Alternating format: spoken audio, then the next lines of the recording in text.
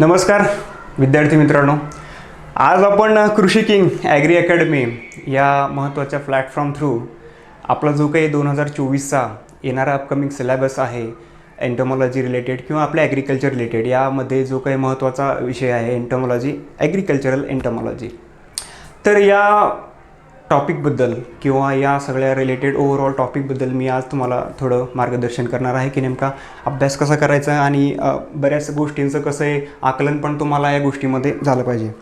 तर विद्यार्थी मित्रांनो, माझं छोटंसं इंट्रोडक्शन तुम्हाला देतो आहे. मी डॉक्टर विवेक सवडे, मी PhD कंप्लीट केली आहे एंटोमॉलॉजीमध्ये आणि मला ऑलमोस्ट 4 इयर अकॅडमिक्सचा एक्सपिरियन्स आहे. आणि बाकी ओव्हरऑल जे आपल्या मल्टीनॅशनल कंपन्या आहेत याचं प्रोडक्ट रजिस्ट्रेशन्स आणि पेस्ट मॅनेजमेंट रिलेटेड ज्या ओव्हरऑल इंटरनॅशनल किंवा नॅशनल लेवलच्या ट्रायल चालतात यामध्ये मी सध्या माझं कॉन्ट्रीब्युशन देतो आहे. तर कृषी किंग अकॅडमी, ॲग्री अकॅडमी या प्लॅटफॉर्म थ्रू मी तुम्हाला ॲग्रिकल्चर रिलेटेड आपले जे काही सर्व सब्जेक्ट आहेत त्यामध्ये विशेषतः करून येणारा एंटोमॉलॉजी हा सब्जेक्ट या रिलेटेड मी तुम्हाला MCRचं मार्गदर्शन येत्या अपकमिंग जो 2024च्या एक्झाम आहे यामध्ये तुम्हाला करणार आहे. तर विद्यार्थी मित्रांनो, बऱ्याच मुलांचं कसं कन्फ्युजन होतं आहे की एंटोमॉलॉजी असो, पॅथॉलॉजी असो किंवा अन्य काही असे विषय आहेत की त्यामध्ये मुलांचं असं कन्फ्युजन होतं आहे किंवा त्यांना असं एक धाक बसतो आहे की हा सब्जेक्ट असा आहे की यानंतर या सब्जेक्टमध्ये आपण योग्य जर अभ्यास केला नाही तर आपल्याला याचे जे काही 14 ते 15 येणारे या रिलेटेड क्वेश्चन्स आहेत एंटोमॉलॉजीचे, तर यामध्ये थोडंफार त्यांना मागं पुढं होऊ शकते आणि आपला स्कोअर कमी होईल का किंवा आपलं स्कोअर रिलेटेड आहेत ती कमी होईल आणि आपला स्कोअर निश्चितच कमी होईल का अशी भीती मनामध्ये असते. पण मित्रांनो, तसं काही नाही. हा सब्जेक्ट एकदम सोपा आहे आणि घेतला तसा आहे. त्याकरता बिनधास्त राहा. मी तुम्हाला शक्यतो माझ्या परीनं एकदम सटीक मार्गदर्शन या विषयामध्ये करणार आहे. तर आपण गोष्ट अशी आहे की अभ्यास करताना पण तुमच्या काही महत्त्वाच्या ट्रिक्स आहेत त्या तुम्हाला लक्षात येणं गरजेचं आहे की नेमका अभ्यास कसा करायचा. सिलेबस भरपूर असतो, त्यानंतर आपले टॉपिक्स रिलेटेड असतात, पण मॅटर काय होते प्रॉपर वेळ न जाण्यासाठी तुमच्याकडं काही मुलं पहिल्यापासून अभ्यास करतात त्यांची गोष्ट वेगळी असते आणि जी मुलं त्वरित एक्झाम समोर आली आहे आणि आता आपल्याला एकदम सटीक अभ्यास करायचा, तर मग यासाठी तुमचा जो काही प्लॅटफॉर्म आहे, तुमच्या काही ट्रिक्स आहेत अभ्यास करण्याच्या, या तुम्हाला ट्रिक्स परफेक्टली येणं महत्त्वाचे आहेत की ज्या अनुषंगानं तुम्ही असा अभ्यास करणार आणि विदिन शॉर्ट पिरियडमध्ये तुम्ही एकदम परफेक्ट सटीक नियोजन करून या विषयाचं 14-15 येणारे जे काही क्वेश्चन्स आहेत तुम्हाला अपकमिंगमध्ये हे तुम्ही नेमकं कसे याच्यापैकी सटीक किंवा आउट ऑफ मार्क तुम्ही घेऊ शकता. असं काही नाही की यामध्ये आउट ऑफही मार्क तुम्ही घेऊ शकता. त्यामुळे चिंता करण्याचं काही एक असं कारण नाही आहे की माझ्या परिणामी तुम्हाला सगळं मार्गदर्शन या कृषी कीटकशास्त्र विषयाचं मेजर विषयाचं मी तुम्हाला मार्गदर्शन करणार आहे. तर सुरुवात करूया मित्रांनो, इंट्रोडक्शन वगैरे सगळ्या गोष्टी. परंतु आता तुम्हाला रिलेटेड येणारा जो बेसिक सब्जेक्ट आहे आणि बेसिक सब्जेक्टमध्ये जे काही इंटरनल पण बेसिक सब टॉपिक्स आहेत हे सब टॉपिक्स पण तुम्हाला माहिती असणं गरजेचं आहे. तर त्या रिलेटेड आपण छोटंसं एक बेसिक आज आपलं लेक्चर घेणार आहोत की जेणेकरून ओव्हरऑल एंटोमॉलॉजीचा या सब्जेक्ट रिलेटेड तुमच्या काही शंका असतील किंवा बऱ्याचशा असे काही गोष्ट असेल ह्या एकदम सटीक नियोजनाने तुमचं पूर्ण होईल. तर आपण सुरू करूया मित्रांनो. यामध्ये टोटल 7 सब्जेक्ट तुम्हाला कव्हर करायचे की ज्यामध्ये तुमचं बेसिक एंटोमॉलॉजी सेकंड सेमिस्टरपासून 8 सेमिस्टरपर्यंत तुम्हाला यामध्ये महत्त्वाचे सब्जेक्ट असणार आहे. त्यामध्ये आपण जर बघितलं तर फंडामेंटल ऑफ एंटोमॉलॉजी हा एक महत्त्वाचा सब्जेक्ट आहे ज्यामध्ये की 2 पार्ट पडतात, ते आपण समोर बघणारच आहोत, यात काही शंका नाही आहे. त्यानंतर insect ecology and integrated pest management हा सगळ्यात महत्त्वाचा क्वेश्चन आहे. म्हणजे ओव्हरऑल जर तुम्ही बघितलं तर 7 हे काही आपले मेजर सब्जेक्ट आहेत एंटोमॉलॉजी रिलेटेड. या अनुषंगाने तुम्हाला 14 ते 15 क्वेश्चन अपकमिंग सीझनमध्ये MCRच्या तुम्हाला पाहायला मिळणार आहे. तर या रिलेटेड नेमका तुम्हाला टॉपिक्स, आता हे जर तुम्ही बघितलं तर हे मेजर हायलाईट केलेले तुमचे कोर्स टायटल्स आहेत. तर यामध्ये पण सब टॉपिक्स आहेत, तर त्यामध्ये आपण मेजरलाच हात घालणार आहोत आणि मेजरला हात घालूनच तुम्ही या रिलेटेड अभ्यास कराल अशी मी पण एक सदिच्छा बाळगतो. तर मित्रांनो, इन्सेक्ट इकॉलॉजी आणि इंटिग्रेटेड पेस्ट मॅनेजमेंट हा जो एक सब्जेक्ट आहे, खरं तर एंटोमॉलॉजी रिलेटेड आपल्याला 2 सब्जेक्ट महत्त्वाचे पडलेले आहेत. की एंटोमॉलॉजी एक फंडामेंटल ऑफ एंटोमॉलॉजी, ज्यामध्ये इन्सेक्टचं सगळं मॉर्फॉलॉजी आणि सिस्टमॅटिक्स टॅक्झॉनॉमीपर्यंत ऑर्डरपर्यंत सगळ्या गोष्टी तुम्हाला कव्हर केल्या जातील. आणि विशेष म्हणजे दुसरा जो पार्ट असणार आहे आपला इन्सेक्ट इकॉलॉजीपासून तर इंटिग्रेटेड पेस्ट मॅनेजमेंट, एकत्रित कीड नियंत्रण, हा जो एक महत्त्वाचा टॉपिक आहे या रिलेटेड तर क्वेश्चन भरपूर येतात. तर हा टॉपिक पण तुम्हाला चांगल्या प्रकारे कव्हर करणं हे खूप महत्त्वाचं आहे. त्यानंतर महत्त्वाची गोष्ट येते ती म्हणजे पेस्ट ऑफ हॉर्टिकल्चर क्रॉप. आता हॉर्टिकल्चरल क्रॉप्स म्हणजे जे की आपण समोरच्या नेक्स्ट स्लाइडमध्ये बघणारच आहोत, यात काही शंका नाही. परंतु हॉर्टिकल्चर क्रॉपमध्ये मेजर येणारे तुमचे ॲन्युअल पेरिनियल क्रॉप्स किंवा तुमचे ऑर्चर्ड्स क्रॉप्स, या सगळ्या क्रॉप्सबद्दल तुम्ही ओव्हरऑल डिटेल्स तुम्हाला ठेवणं गरजेचं आहे. त्यात पण आपल्याला सगळ्या जे काही हॉर्टिकल्चर क्रॉप्स आहेत यामध्ये न जाता जे काही महत्त्वाचे आपल्या भागामधले किंवा आपल्या इंडियामधले जे काही हायलाइटेड आहेत किंवा ज्यांच्या व्हेरायटीज जास्त प्रमाणात हायलाईट झालेल्या आहेत, ज्यांचं प्रोडक्शन पण जास्त हायलाईट झालेलं आहे आपल्या स्टेट वाईज, तर या महत्त्वाचे जे आपल्याला हॉर्टिकल्चर क्रॉप्स आहेत याच महत्त्वाच्या हॉर्टिकल्चर क्रॉप थ्रू आपल्याला जायचं आहे आणि मेजर हॉर्टिकल्चर क्रॉप बघायचे आहेत. त्यानंतर पेस्ट मॅनेजमेंट तर स्टोअर ग्रेन, हा एक खूप अत्यंत महत्त्वाचा टॉपिक्स आहे की हा जनरली स्टोअर ग्रेन पेस्ट म्हणजे तुमचे जे काही धान्य साठवणूक केलेली असते, धान्य साठवणूक केल्याच्या नंतर आता हा तर टप्पा आहे किडींचा, तर येणारा हा महत्त्वाचा म्हणजे भागच असतो की पीक उभा असताना कीड येतात, उभं पीक असतानाच्या अगोदर कीड येतात. आता ते अवस्थेनुसार आहे, तर ती बेसिक आपण आणखीन क्लिअर करणारच आहोत. पण त्यामध्ये विशेष म्हणजे स्टोअर ग्रेन पेस्ट हा जो फॅक्ट आहे की जे की मोठमोठे धान्याचे गोडाऊन वगैरे असतात आणि अशा प्रकारचे आपले सेंट्रलाइज किंवा स्टेट लेवलचे धान्याचे गोडाऊन असतात, यामध्ये हे पेस्ट मॅनेजमेंट नेमकं कसं होतंय आणि हे पेस्ट मॅनेजमेंट करताना नेमक्या कोणत्या खबरदाऱ्या आपण घेतल्या पाहिजे, तर यावर काही 2 क्वेश्चन तरी यावर हमखास पडतात. कारण हा सगळ्यात मेजर रिलेटेड पोस्ट हार्वेस्ट टेक्नॉलॉजीमध्ये येणारा हा सब्जेक्ट आहे. त्यानंतर जर बघायचं झालं म्हणजे मॅनेजमेंट ऑफ बेनिफिशियल इन्सेक्ट. आता बेनिफिशियल इन्सेक्टमध्ये मेजरली 3 इन्सेक्ट येतात, आपल्याला ते सगळ्यांना माहितीच आहे की ज्या प्रकारे लॅक इन्सेक्ट झालं लॅक प्रोडक्शनमध्ये, बी किपिंगमध्ये, आणि सिल्कवर्म की जे आता सध्या रिसेंटली मराठवाडा स्टेटमध्ये, मराठवाडा डिस्ट्रिक्टमध्ये आणि अन्य काही भागांमध्ये खूप मोठ्या प्रमाणात यांचं आता सध्या उत्पादन घेणं सुरू आहे सिल्कचं. कारण कृषी विभागाअंतर्गत येणाऱ्या सगळ्या काही आपल्या स्कीम्स आहे, त्या स्कीम्स अंडर पण यांचं मोठ्या प्रमाणात आता तुतीचं लागवड आणि सिल्कचं प्रोडक्शन हे सुरू झालेलं आहे. त्यामुळे शेतकऱ्यांसाठी एक जागृतीचा हा तर विषय आहेच, पण या रिसेंट टॉपिक असल्यामुळे याच्यावर पण कदाचित MCRचं बोर्ड तुम्हाला महत्त्वाचे टॉपिक्स विचारू शकतात. त्यानंतर जर आपण बघायचं झालं म्हणजे तर mass production of bio agent. आता हा एक रिलेटेड आहे, बायो एजंट्स रिलेटेड झालं, हा फ्युचर प्रॉस्पेक्टिव्ह एक टॉपिक आहे की ज्याबद्दल पण क्वेश्चन आपल्याला येऊ शकतात की बायो एजंट्स कसं मास प्रोडक्शन. आता बायो एजंट बऱ्याच प्रकारचे आहेत, ते आपण नंतरच्या इन डिटेल्स टॉपिक्समध्ये आपण कव्हर करणार आहोत. तर आणि विशेष म्हणजे बायोपेस्टिसाइड म्हणजे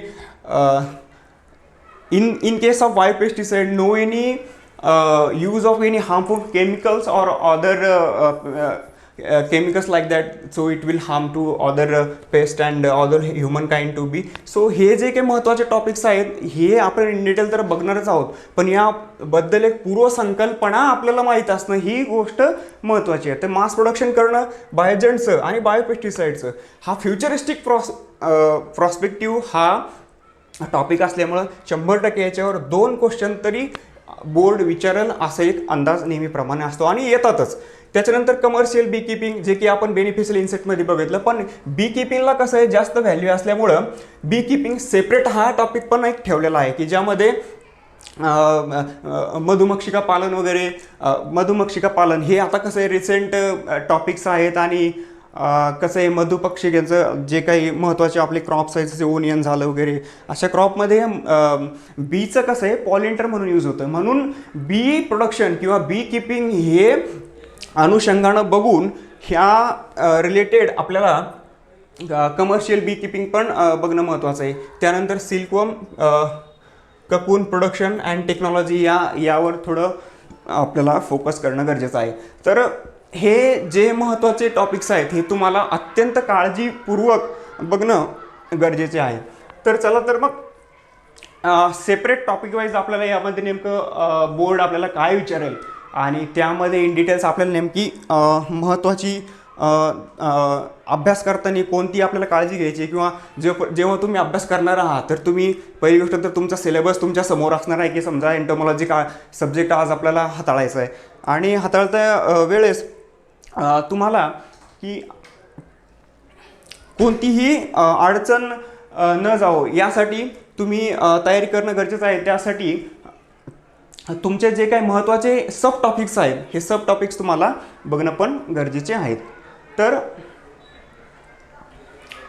यामध्ये आपण जर बघितलं तर सेमिस्टर सेकंडपासून सुरुवात झालेली आहे फंडामेंट ऑफ एंटोमॉलॉजीबद्दल.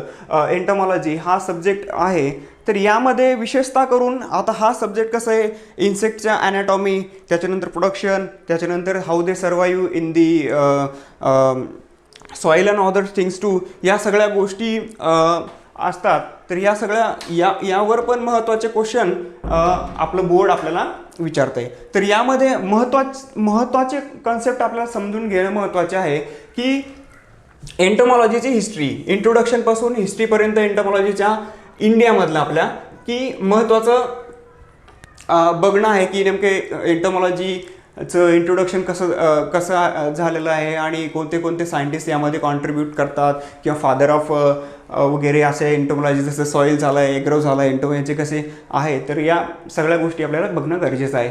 त्याच्यानंतर डेफिनेशन्समध्ये कदाचित तुम्हाला एखादी डेफिनेशन पण विचारू शकतात आणि त्यामध्ये डेफिनेशन विचारल्यानंतर 4 पर्याय असून की एक्झॅक्ट डेफिनेशन कशाची आहे हे पण तुम्हाला यामध्ये विचारू शकतात. तर त्यामध्ये विशेष म्हणजे ॲग्रिकल्चर एंटोमॉलॉजीवर आपल्याला फोकस करायचा आहे.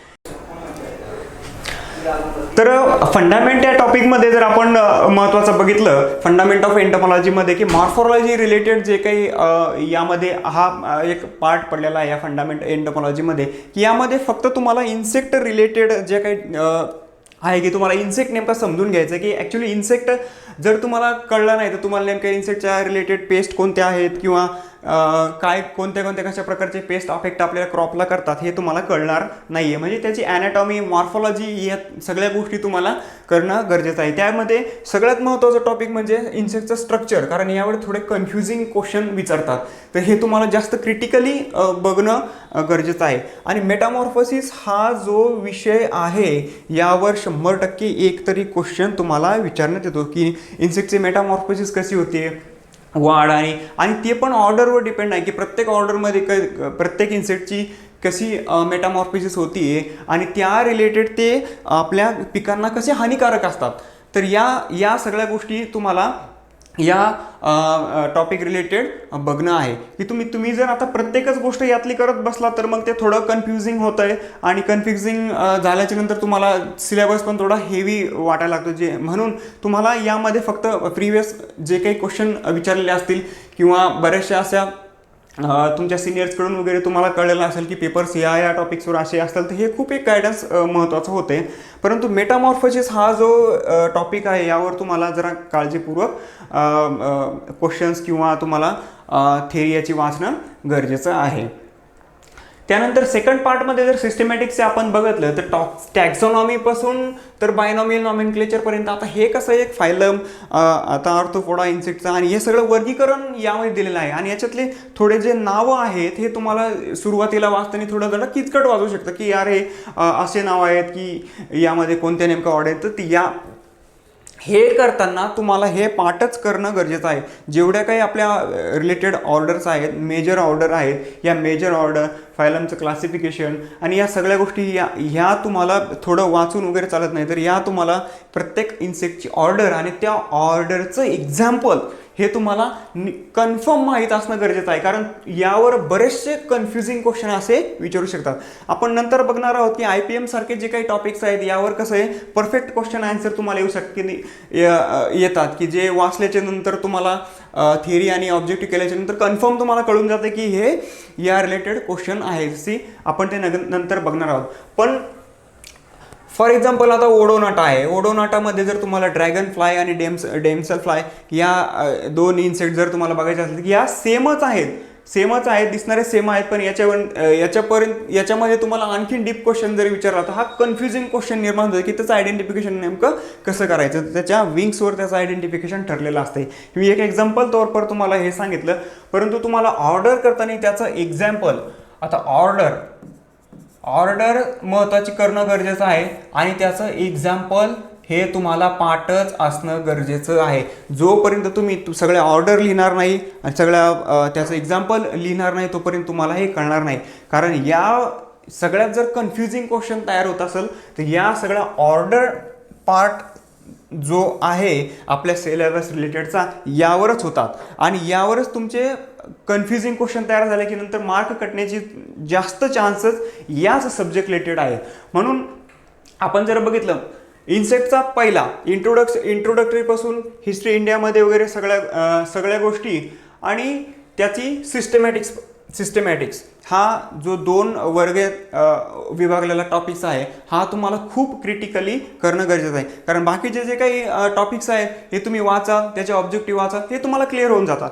पण यामध्ये मी पुन्हा एकदा रिपीट करतो की थोडं कन्फ्युजिंग हा पार्ट आहे आणि बऱ्याचशा नवीन तयारी जे करतात मुलं त्यांच्या हा डोक्याच्या वरनं निश्चितपणे जाणारा हा विषय असतो. तुम्ही मग नोट्स वाचून असाल की काही पुस्तक वगैरे वाचून जाऊन असाल, म्हणून या टॉपिकमध्ये तुम्हाला एकदम परफेक्ट राहणं गरजेचं आहे.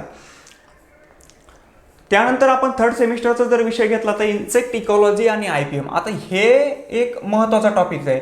याला जर तुम्ही डिव्हाइड केलं तर ह्याचे 2 टॉपिक निश्चित पडणार आणि हे दोन्ही ॲडव्हान्स टॉपिक्स तुम्हाला आहेत. बोर्ड यावर क्वेश्चन विचारतो. इन्सेक्ट इकॉलॉजी, कारण इकॉलॉजी तुम्हाला जर एखाद्या पेस्टची माहीत नसेल किंवा काय वेदर फॅक्टर्स वगैरे आहेत की जे तुम्हाला इन्सेक्टचे मल्टिप्लिकेशन किंवा आउटब्रेकसाठी आणि अशा बऱ्याचशा गोष्टीसाठी कारणीभूत आहेत, हे तुम्हाला इकॉलॉजीमधून कळणार आहे. आणि निश्चितच हे जर इकॉलॉजी तुम्हाला बेसिक अंडरस्टँडिंग झाली नाही तर काही PGसाठी एंटॉलॉजीला अभ्यास करणारे म्हणजे ॲडमिशन घेणारे विद्यार्थी किंवा काहींचा PhD करणारे विद्यार्थी यांना थोडा हा कन्फ्युजिंग पार्ट समोर होऊ शकतो. म्हणून इन्सेक्ट इकॉलॉजी आणि इंटिग्रेटेड पेस्ट मॅनेजमेंट हे 2 सब्जेक्ट तुम्हाला अतिशय काळजीपूर्वक हँडल करणं गरजेचं आहे. MCR पॉईंट ऑफ व्ह्यू जर आपण घेतलं तर तुम्हाला बेसिक यामध्ये करायचं आहे की इकॉलॉजीचे काही मेजर फॅक्टर्स आहे की ते इन्सेक्टच्या मल्टिप्लिकेशनसाठी कोणते कारणीभूत आहेत त्यावरच आपल्याला जायचं आहे. पण इन डिटेल जर मुलांना काही अभ्यास करायचा असेल तर त्यांना हा टॉपिक खूप क्रिटिकली हँडल करणं गरजेचं आहे.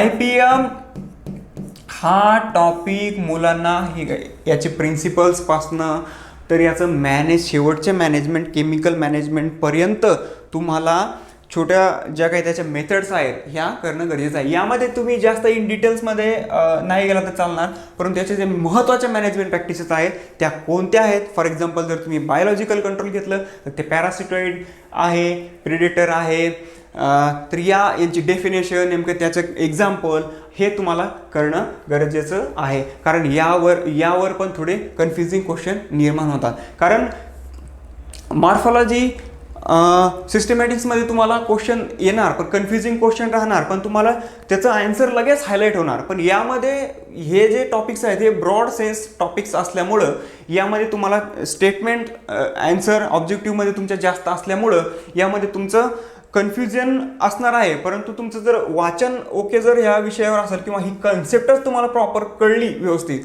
तर याच्यात तुम्हाला कुठलीही अडचण येणार नाही.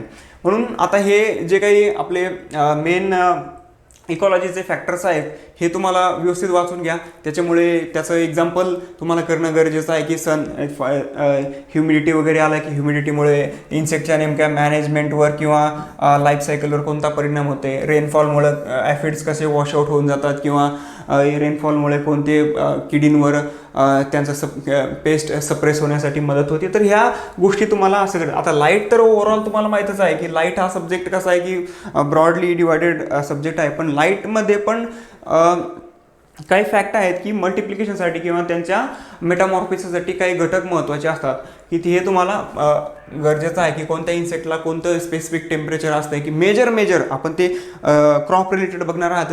तर ते क्रॉप रिलेटेड जेव्हा तुम्ही इन्सेक्ट करणार किंवा त्याची पेस्ट मॅनेजमेंट आणि मॅनेजमेंट बघणार बायोलॉजी वगैरे, तर त्यामध्ये तुम्हाला लाईटचं फॅक्टर काय आहे आणि त्याचा नेमकं इफेक्ट कसा तुमच्या किडींवर पडणार आहे किंवा त्याचा आउटब्रेक होण्यासाठी पडणार आहे. तर या छोट्या छोट्या गोष्टी तुम्हाला फक्त यामध्ये माहीत पाहिजे. यामध्ये जास्त डीप न जाता ओव्हरऑल जर तुम्ही केलं तरी अभ्यास केला तरी तुम्हाला सफिशियंट आहे.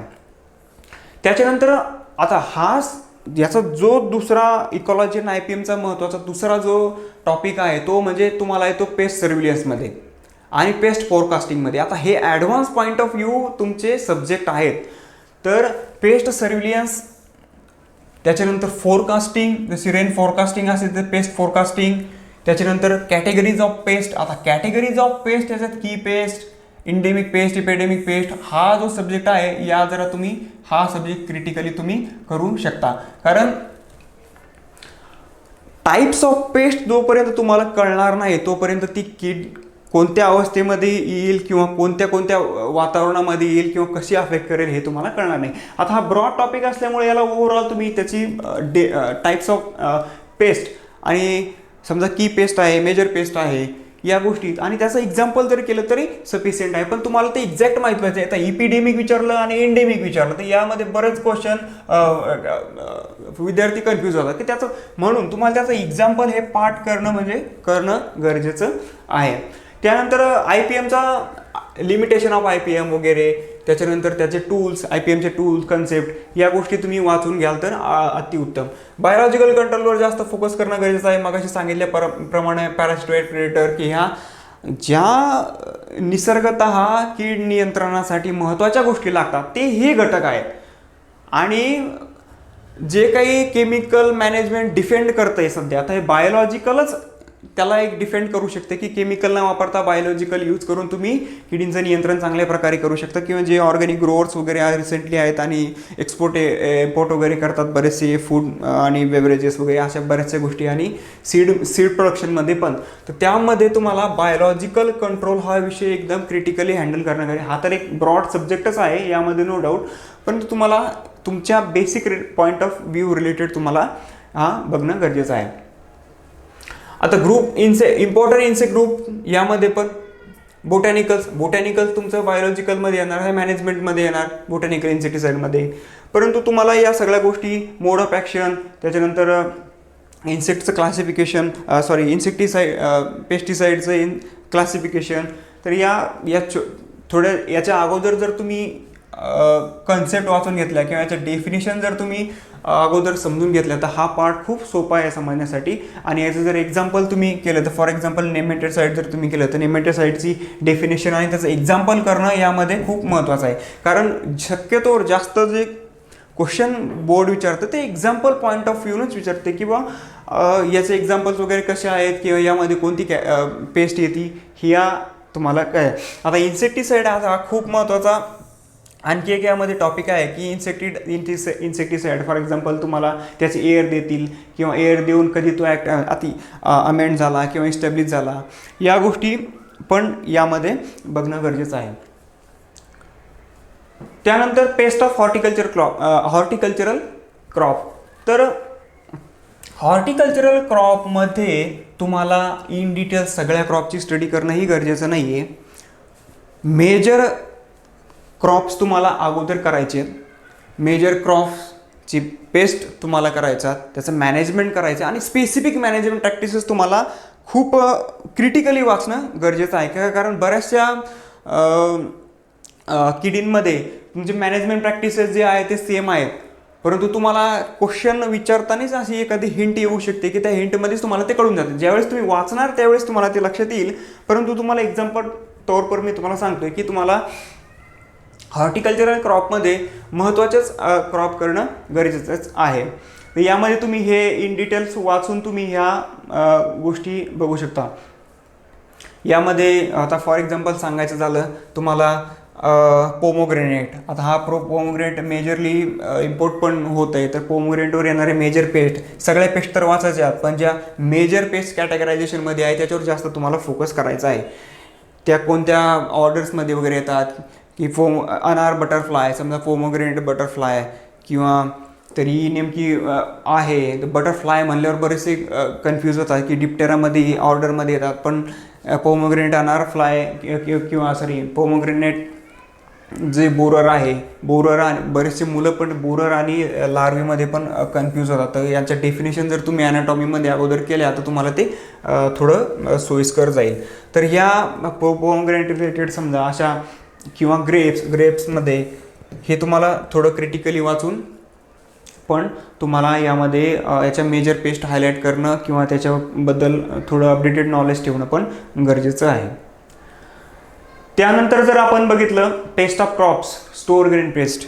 आता मेजरली कसं आहे, बऱ्याचशा भागामध्ये पोस्ट हार्वेस्ट टेक्नॉलॉजी येते आणि पोस्ट हार्वेस्ट टेक्नॉलॉजी आल्याच्या नंतर जसं पोटॅटोमध्ये फॉर एक्झाम्पल जर तुम्ही घेतलं होतं तर पोटॅटोमध्ये आपल्याला बरेचसे कसे भाव न मिळाल्यानं किंवा भावाच्या अनुषंगानं फ्युचरमध्ये बरेचसे शेतकरी नॉर्थमध्ये पण पोटॅटो हे स्टोअर करतात. पण आता पोटॅटोमध्ये एक्झाम्पल एखादं एक पेस्ट आहे पोटॅटो ट्युबर मॉथ, आता ही फील्डवर पण येते आणि स्टोअर ग्रेनमध्ये पण येते. तर अशा काही एक्सेप्शनल ज्या काही किडी आहेत किंवा पेस्ट आहेत यावर तुम्हाला फोकस करणं गरजेचं आहे की स्टोअर ग्रेन असूनच असेलच असं नाही, पण ती फील्ड पेस्ट पण आहे, म्हणजेच फील्डवर येणारी पण आहे आणि तुमचं प्रोडक्ट स्टोअर केल्याच्या नंतर पण येणारी आहे. तर या अशा छोट्या गोष्टी तुम्हाला बघणं आहे. यामध्ये मेजरली तुम्ही आता सिरियल्समध्ये तुम्ही मेजर क्रॉप घेऊ शकता की जे जास्त प्रमाणात स्टोअर होते की सिरियल्समध्ये,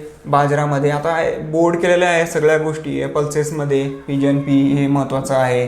त्याच्यानंतर तुम्ही जाऊ शकता काउपी. ओके, तर पिजन पीमध्ये जर बघितलं तुम्ही तर प्ल्यूमॉथ. आता बोररमध्ये जर आलं तर HR मिजरा फॉर एक्झाम्पल तुमची पिजन पीची आहे तर HR मिजरा लेपिडोप्टेरनमध्ये. पण पॉड फ्लाय ही जी एक आहे तर पॉड फ्लायच एक महत्त्वाची पेस्ट आहे की यांचं कसं ऑकरन्स पण फ्लावरिंग सेटिंगपासून तर तुमच्या लास्ट पॉड फॉर्मेशन स्टेजपर्यंत वेगवेगळ्या स्टेजेस सुरू येतात. तर मग आता ही पॉड फ्लाय आहे तर पॉड फ्लाय तुम्हाला इनिशियली दिसणार नाही, म्हणून हे तुम्हाला छोटंसं एक कन्सेप्ट माहीत पाहिजे की जेव्हा पॉड फॉर्मेशन सुरू होते तेव्हा पॉड फ्लायचं इन्फेस्टेशन पिजन पीवर जास्त प्रमाणात येते. मारुका विट्रेटा, आता ही नवीन एक स्पॉटेड पॉट बोरर मारुका विट्रेटा नावाची आलेली रिसेंटलीच आलेली आहे. तर ह्या रिसेंटली आणि अभ्यास करताना आणखीन एक गोष्ट महत्त्वाची की एखादा जर तुम्ही क्रॉप घेत असेल त्या क्रॉपमध्ये रिसेंटली इंट्रोड्यूस इंडियामध्ये झालेली किंवा आपण त्याला एक्झॉटिक पेस्ट म्हणतो, बाहेरून आलेली पेस्ट म्हणतो, कीड म्हणतो, तर आहेत का अशामध्ये पण, तर हे तुम्हाला गरजेचं आहे. आता तुम्ही रिसेंटली 1-2 वर्षापासून बघितलं असेल की ब्लॅक थ्रिप्स, जी थ्रिप्स पर्विस्पिनस नावाची स्पेसिस आहे की इंडियामध्ये इम्पोर्ट झाली आणि साऊथर्न जे स्टेट आहे साऊथ स्टेटमध्ये बऱ्याचशा प्रमाणाचं इन्फेस्टेशन आणि शेडनेटमध्ये आणि ओपन फील्डवर पण केलेलं आहे. तर वाचता एखादी तुम्हाला हायलाईट झाले का, म्हणजे अपडेट तर तुम्हाला राहणंच आहे, पण रिसेंटली इंट्रोड्यूस झालेला स्पेशल टॉपिक जर तुम्ही घेतला रिसेंटली इंट्रोड्यूस पेस्ट आणि त्याच्यावर जर एकदा हायलाईट जर केलं तुम्ही, कारण सांगता येत नाही बोर्ड रिसेंटली जे जास्त प्रमाणात डॅमेजिंग आहे त्यावर पण क्वेश्चन येतं की त्या सायंटिफिक नेम झालं, त्याची बायोलॉजी झालं किंवा फेवरेबल टेम्परेचर आणि मेजर त्याचा होस्ट क्रॉप कोणता आहे, अशा गोष्टी जर तुम्ही बघितल्या यामध्ये तर हे थोडं सोयीस्कर जाईल आणि तुमचा रिलेटेड क्वेश्चन जो काय हा चुकणार नाही आणि तुम्ही त्यामध्ये आउट ऑफ मार्क घेऊ शकाल. आता कॉटन तसंच आहे. कॉटनमध्ये पिंक बोलोमवर तुम्हाला जास्त फोकस करणं गरजेचं आहे. शुगर केनचे बोरर्स, मग ते बोरर्स कोणत्या पद्धतीने येतात किंवा बोररचे तुमचे नेमके सिम्पटम्स काय आहेत की मेजर सिम्पटम्स शुगर केनवर तुम्हाला कसे आढळून येतात. स्टोअर केल्यानंतर आपण त्याची बायोलॉजी वगैरे ह्या गोष्टी तुम्हाला वाचणं गरजेचं आहे. पण स्टोअर गेनमध्ये महत्त्वाचं म्हणजे मॅनेजमेंट तुम्हाला बघणं आहे की नेमकं पर्टिक्युलर स्पेसीचं मॅनेजमेंट कसं केलं आहे. ते फ्युमिगेशननं केलेलं आहे ओके की ट्रॅप करून केलेला आहे. तर ह्या गोष्टी तुम्हाला व्यवस्थितपणे माहिती असणं गरजेचं आहे. नेक्स्ट टॉपिक जर आपण घेतला तर बेनिफिशियल इन्सेक्ट. बेनिफिशियल इन्सेक्ट हा खूप अत्यंत महत्त्वाचा एक टॉपिक आहे आणि यामध्ये तुम्हाला माहीतच आहे की 3 प्रकारचे आपले महत्त्वाचे बेनिफिशियल इन्सेक्ट्स येतात. लॅक येतं आहे, त्याच्यानंतर लॅक इन्सेक्ट त्याला आपण म्हणतो, बी, हनी बी आणि सिल्कवर्म. तर आता हे कसं आहे, याचं कोरिलेशन्स आहे की याचं प्रोडक्शन पण कोणकोणत्या रिजनमध्ये जास्त होते. पण आपल्या जे जास्तीत जास्त क्वेश्चन आहे याच्यावर हमखास तुम्हाला 3 क्वेश्चन तरी राहणार, मे बी 3+ तुम्हाला क्वेश्चन राहू शकतात की हनीबीचं फॉर एक्झाम्पल आपण हनीबीचं जर घेतलं तर टाईप हनीबीच्या स्पेसीज आपल्या इंडियामध्ये, आपली इंडियाची स्पेसीज कोणती आहे आणि त्याचं जास्त हनी प्रोड्यूस कोणत्या स्पेसीजमध्ये होतं, हे असे मेजर गोष्ट करणं आहे. तुम्ही जर पूर्णपणे वाचत बसाल तर तुमचा वेळ याच्यामध्ये जाणार आहे. परंतु मागच्या वर्षीचे मगाशी सांगितल्याप्रमाणे आणि मी समोरही तुम्हाला ते विश्लेषण देणार आहे की क्वेश्चन पेपर करताना पण कसे रिलेटेड पॉईंट्स येतील ते पण बघायचं आहे. तर तुमचं बायोलॉजीमध्ये स्पेसीज हनीबीमध्ये महत्त्वाची आहे. त्याच्यानंतर त्याचं lac production bee honey production, या सगळ्या गोष्टी तुम्हाला क्लिअर करणं गरजेचं आहे. त्याचमध्ये लॅक इन्सेक्टमध्ये जर घेतलं की लॅक इन्सेक्टचं सायंटिफिक नेम वगैरे, त्याच्यानंतर त्याचे मेजरली स्पेसीज, त्याचा होस्ट. आता बीमध्ये जर सांगायचं झालं म्हणजे तर बी हा विशेष म्हणजे एक मेजर पॉलिनेटर इन्सेक्ट आहे. बऱ्याचशा पिकांमध्ये हा pollinator act as a pollinator म्हणून पण काम करतो. तर याचं जास्तीत जास्त पॉलिनेशन कोणत्या पिकांमध्ये आहे किंवा बीचे जे काही आपण रिलेटेड होस्ट लावणारा की ज्याच्यामध्ये जास्त ते बी हनी प्रोड्यूस करू शकतात हे बघणं गरजेचं आहे. बीमध्ये आणखी महत्त्वाची गोष्ट सांगायची झाली म्हणजे तर बी किपिंग म्हणजे the process of keeping of bee and taking their his production. Okay, तर बी किपिंगमध्ये काही रिसेंटली इन्व्हेन्शन झाले की बी हाईव्स वगैरे अशा काही गोष्टी आहेत की यामध्ये तुम्हाला या बघणं गरजेचं आहे. तर फादर ऑफ बी किपिंग वगैरे म्हणजे थेरी तर वाचताना तुम्ही वाचणार आहात, पण असं पॉईंट ऑफ व्ह्यूनं जर तुम्ही हे वाचलं बी किपिंग नेमकं कशी झाली, इंट्रोड्यूस कशी झाली आहे, त्याच्यानंतर त्याचे स्पेसीज कोणत्या आहेत, त्याच्यानंतर त्याचे त्याचे एनिमीज कोणते आहेत की दी बी प्रोडक्शन करण्यासाठी प्रोड्यूस करण्यासाठी कॉम्बो इफेक्ट करतात वगैरे, अशा बऱ्याचशा गोष्टी. आता ओल्टिनिझमसारख्या डेफिनेशन झालं या करणार आहे म्हणजे तुमच्या एका एक्झिममध्ये दुसऱ्या एक्झिममध्ये आता सिल्कमध्ये ह्या बऱ्याचशा आणखीन रिलेटेड इन डीपमध्ये कन्सेप्ट आहेत जे की आपण अपकमिंग आपल्या लेक्चरमध्ये बघणारच आहोत. आता सिल्कवर्ममध्ये मलबेरी कल्टिवेशन. आता सिल्कवर्मचा हा खूप महत्त्वाचा होस्ट आहे मलबेरी प्लांट. तर त्याच्या स्पेसीज पण आहेत, व्हेरायटीज पण आहेत. तर मलबेरी कल्टिवेशन, मग आता सिल्क कल्टिवेशन आणि मलबेरी कल्टिवेशन बरंच जण याच्यात कन्फ्यूज होतात की म्हणून मलबेरी हा त्याचा होस्ट असल्यामुळं मलबेरी कल्टिवेशन कसं केलं पाहिजे आणि मलबेरीचे जे लिव्स आहेत यावर रिअरिंग सिल्कवर्मची कशी झाली पाहिजे. तर सिल्कवर्ममध्ये पण खूप त्याचे नॅचरल, जसं बीचे नॅचरल एनिमी आहे तसे लॅकचे पण नॅचरल एनिमीज आहे की जे लाक प्रोडक्शन कमी करण्यासाठी कारणीभूत आहे.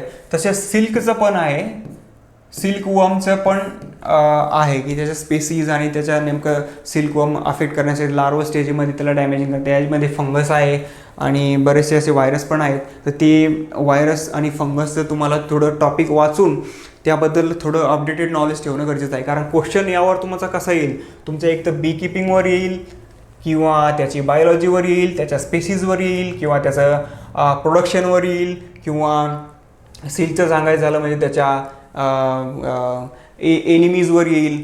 ओके, तर या असं टॉपिक बाय टॉपिक तुम्हाला major highlighted topic by topic तुम्हाला करणं गरजेचं आहे. ओके, त्यानंतर यामध्ये आणखीन सांगायचं झालं ओके स्पेसीज, हे तर आपलं सांगून झालं आहे सगळं. तर त्यामुळे यावर तुमचे क्वेश्चन तुम्हाला 100% बोर्ड विचारतंच. परंतु यामध्ये तुम्हाला topic by topic, major topic by topic जर तुम्ही अभ्यास केला तर हे खूप सोयीचं तुम्हाला जाईल. ओके ओके ओके तर मी पुनश्च एकदा आपल्या मेजर टॉपिक्सवर येतो आहे की जेव्हा पुन्हा एकदा मी तुम्हाला ते इन शॉर्टमध्ये थोडं त्याचं नॉलेज देऊ इच्छितो की अभ्यास करताना तुम्ही विशेष म्हणजे काळजी घ्यावी की तुम्ही प्रिव्हियस इयरचे क्वेश्चन पेपर अगदी करणं गरजेचं आहे. त्यानंतर तुमच्या सिनियर्सकडून आता जे विद्यार्थी करंट अभ्यास करतात किंवा नेमकंच 4th इयर रावे झालं आहे आणि मग त्यांच्या लाईट लागतात की बा चला आता अभ्यास करायचं आहे, आता PGला आपल्याला ॲडमिशन घ्यायचं आहे, आणि जे डायरेक्ट उडी मारतात अभ्यास करण्यासाठी, तर यांना कसं आहे, यांना हे तर शक्यतोवर अगोदर ऑब्जेक्टिव्हकडे जातात. मग ऑब्जेक्टिव्हकडे गेले की मग त्यांना कन्सेप्ट काही कळत नाही.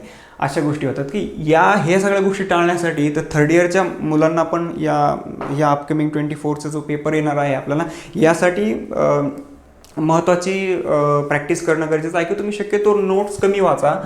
बुक्स रेफरन्स जे सिलेबस रिलेटेड आहे ते तुम्ही बुक्स वाचायला सुरुवात करा, जेणेकरून तुम्हाला वेळ भेटेल. आणि बुक्स वाचताना पण मेजर बेसिक तुम्हाला MCR रिलेटेड पॉईंट करणं गरजेचं आहे. फार डीपमध्ये जाल तुम्ही तर ते ICR लेवलचा अभ्यास होईल तुमचा, आणि तो जर काही मुलांना तसं करायचं असेल तर ते पण तुम्ही करू शकता. पण मग तुम्हाला प्रॉपर त्याचं फॉर एक्झाम्पल मी सांगितल्याप्रमाणे इन्सेक्टची ऑर्डर करणं, त्याचं एक्झाम्पल करणं, ओके. तर या अशा ज्या कोरिलेटेड गोष्टी आहेत, कारण हा सब्जेक्ट कन्फ्यूज करणारा मुलांना यासाठीच वाटतो की ज्यावेळेस तुमचे एक्झाम्पल्स तुम्ही सेट होतात, जे म्हणजे बोर्ड तुम्हाला एक्झाम्पल्स विचारतात यामध्ये, आणि बरेचसे विद्यार्थी यामध्येच त्यांचे मार्क कमी करून घेतात. तर हा टॉपिक तुम्हाला आहेत, कारण आपल्याला एक लक्षात ठेवायचं की 14 ते 15 क्वेश्चन आपल्याला या 200 मार्कापैकी राहणार आहेत बाकीचे. आणि तर याचं डिवायडेशन मी तुम्हाला सांगितल्याप्रमाणे, तर मेजर यामध्ये जर तुम्हाला आणखी मेजर सांगायचं झालं मध्ये की तुम्हाला मॅनेजमेंट ऑफ बेनिफिशियल इन्सेक्ट हा टॉपिक तुम्हाला लास्ट पार्टमध्ये करणं गरजेचं आहे. हॉर्टिकल्चरल क्रॉपमध्ये तुम्हाला मेजर क्रॉप करणं गरजेचं आहे. इन्सेक्ट इकॉलॉजीवर तुम्हाला जास्त जर तुम्ही फोकस नाही केलं तरी चालेल, पण IPM जो आपला टॉपिक आहे, IPM रिलेटेड तुमचे 100% क्वेश्चन 3 ते 4 क्वेश्चन यामध्ये राहतात. कारण IPMच आहे. ज्यावेळेस तुम्ही क्रॉप्स करणार, ओके, क्रॉप्स करणार, मॅनेजमेंटमध्ये आलं की तुमचं इंटिग्रेटेड मॅनेजमेंट सिस्टम आली किंवा मेथड्स आल्या. ते आता यामध्ये कसं आहे, इंटिग्रेटेड म्हणजे एकत्रित कीड नियंत्रण, okay, application of various practices to manage insect pest, okay. तर IPMमध्ये बऱ्याचशा मेथड आहेत की त्या एकमेकांना को-रिलेटेड आहेत. तर या को-रिलेटेड ज्या काही मेथड्स आहेत ह्या आपण करणं गरजेचे आहे. आणि पुन्हा सांगितल्याप्रमाणे त्याचा एक्झाम्पल, कारण तुम्ही जोपर्यंत त्याचं एक्झाम्पल करणार नाही कोणत्या पेस्ट, आणि हे आहे प्रत्येक पेस्ट वाईज प्रत्येक त्याच्या वेदर पॅरामीटरनुसार त्याचं मॅनेजमेंट हे वेगळं आहे. वेगळं असल्यामुळंच हा कन्फ्युजिंग क्वेश्चन तयार होतो, बरोबर. तर त्यामुळं याचं एक्झाम्पल तुम्हाला करणं गरजेचं आहे. तर हॉर्टिकल्चर क्रॉपमध्ये जर आपण घेतलं तर मेजर क्रॉप मगाशी सांगितल्याप्रमाणे तुम्हाला मेजर क्रॉप करणं गरजेचं आहे. आणि आपले जे काही मेजर क्रॉप्स आहे कॉटन, सोयाबीन, तर यावर जस्ट फॉर एक्झाम्पल घेतलं आपण कॉटनवर, तर PBW पिंक बोलवूमवर तुम्हाला क्वेश्चन एक्झाम्पल राहू शकते. त्याचं मग सायंटिफिक नेम विचारतील, त्याची मेजर मॅनेजमेंट प्रॅक्टिस विचारतील, की मॉनिटरिंग थ्रू त्याचं कसं मॅनेजमेंट करायचं आता हे बोर्ड ठरवते. पण तुमचं मेजर मी तुमचं एक सरळ तुम्हाला त्याचं विश्लेषण करून सांगतो की मेजरच तुम्हाला क्रॉप करायचे आहेत. बाकीचे क्रॉपवर असं नाही की क्वेश्चन नाही, क्वेश्चन त्यावर जास्त काही येत नाही आहेत. आता पेस्ट ऑफ क्रॉप्समध्ये, आता क्रॉप्समध्ये कॅटेगरीज ऑफ क्रॉप्सनुसार आहे. आणि स्टोअर ग्रेनचं तुम्हाला एक क्वेश्चन तरी स्टोअर ग्रेन पेस्टवर राहतो की त्याचं मॅनेजमेंट कसं करायचं, केलं आहे, फ्युमिगेशन केलं आहे का, ट्रॅप्स वगैरे लावून याच्यामध्ये हाऊसमध्ये लिपिड पेस्ट असं तर केलं आहे, तर नंतर ते काय वापरलं आहे फ्युमिगेशन, त्याचं एक्झाम्पल. पुन्हा यामध्ये पण तुमच्या स्टोअर ग्रेनमध्ये त्याचं आता याच्यामध्ये कसं आहे, स्टोअर ग्रेनचं जर पेस्ट जर आपण घेतली, विशेष म्हणजे पेस्ट जर घेतली, तर पेस्टमध्ये घेतली त्याचं सायंटिफिक नेम तर तुम्हाला 100% पाठ असणं गरजेचंच आहे. कारण या स्टोअर ग्रेन बेस्टमध्ये थोडं बरंचसं कन्फ्युजिंग होतं आहे. पेस्टमध्ये scientific name as related as management, या 2 गोष्टी जर तुम्ही जास्त हायलाईट केल्या तर अतियोग्य होईल. कारण सायंटिफिक नेम त्याचं कॉमन नेम तर मग तुम्हाला येऊन जाईल, परंतु मॅनेजमेंट त्याचं बेसिक मॅनेजमेंट त्या पेस्टचं कसं आहे हे तुम्हाला करणं गरजेचं आहे.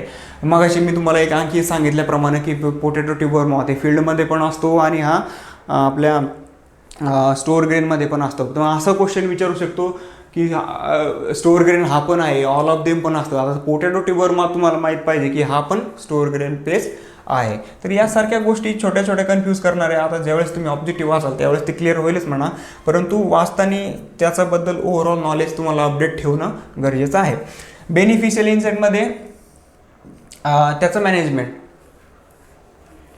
मग असे सांगितल्याप्रमाणे हे हा काही एवढा टॉपिक नाही आहे, कारण हा सगळा टॉपिक तुमचा इथे येतो. बी किपिंगमध्ये येतो आहे, लॅक येतो आहे, म्हणजे लॅक याला रेअरिंग म्हणतो. बीला बी किपिंग, लॅकला लॅक रेअरिंग, लॅक प्रोडक्शन आणि सिल्क रेअरिंग.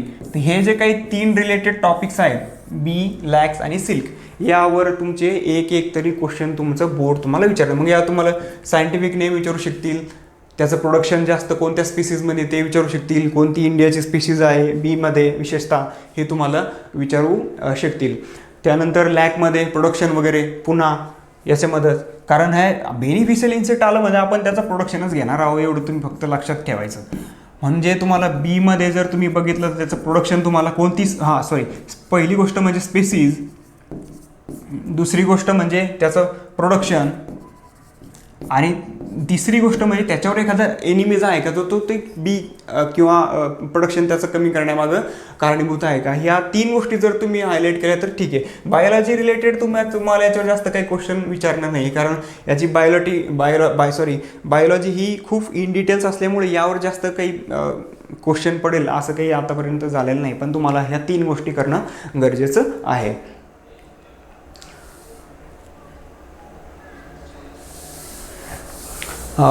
ओके, आणखीन शेवटचा आपण टॉपिक घेणं सिल्क कवर झालं प्रोडक्शनमध्ये आणि त्याच्या टेक्नॉलॉजी. आता विशेष म्हणजे काय माहिती आहे का, प्रोडक्शन टेक्नॉलॉजीमध्ये किंवा बी किपिंगमध्ये पण अशा काही आता रिसेंटली इन्व्हेंटेड काही गोष्टी आहेत किंवा काही नॅचरल एनिमी आहे की जे त्यांचे एनिमी आहे ते त्यांच्यावर पण, म्हणजे फॉर एक्झाम्पल आता तुम्हाला इन शॉर्टमध्ये सांगायचं, बीचे काही पण एनिमीज आहेत,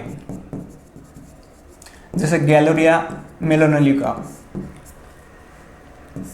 गॅलोरिया, ठीक आहे, बी वॅक्स मॉथ त्याला आपण असं.